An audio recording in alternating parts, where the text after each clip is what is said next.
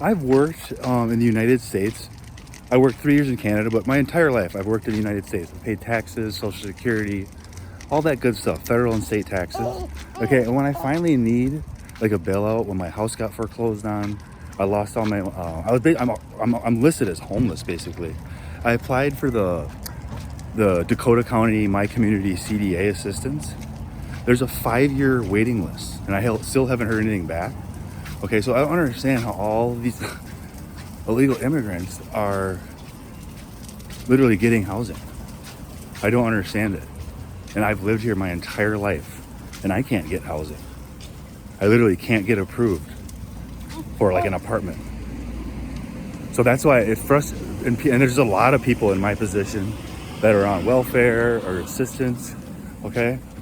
That don't even get, the priority is given to the illegals or the immigrants community, either illegals or whatever they are here for, okay, over Americans. And if you look at the US homelessness crisis, that is a big reason why so many Americans are homeless. It's because we're giving all the open spots for this community assistance to illegal immigrants. And why do we do that? And I get we like helping people out, and there's enough money to go around. There's enough empty buildings in downtown Minneapolis and St. Paul to house everybody. If you walk around Minneapolis and St. Paul, if you look inside those corporate buildings, almost every floor are empty in some of these buildings, and you could just turn into housing. That's why I don't understand.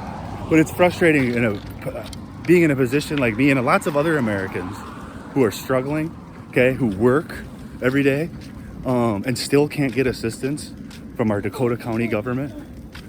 It's truly shocking. Okay, and then I see in the newspaper today how all these people on assistance are afraid to leave their homes, meaning they aren't going to work.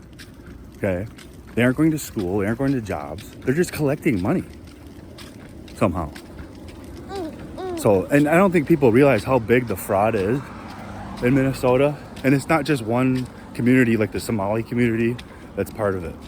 It's all races, all creeds, all colors. Even churches are part of the fraud. Okay?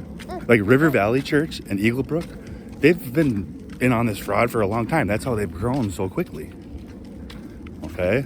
Think of them like shell corporations. They have a bunch of shell corporations under them feeding money through state assistance programs. Okay? It's embarrassing. Churches should never grow that quickly like River Valley and Eagle Brook, ever.